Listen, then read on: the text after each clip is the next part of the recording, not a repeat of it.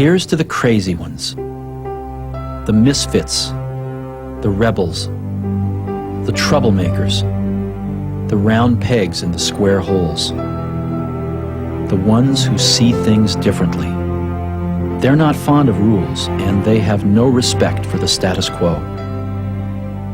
You can quote them, disagree with them, glorify or vilify them. About the only thing you can't do is ignore them, because they change things. They push the human race forward. While some may see them as the crazy ones, we see genius. Because the people who are crazy enough to think they can change the world are the ones who do.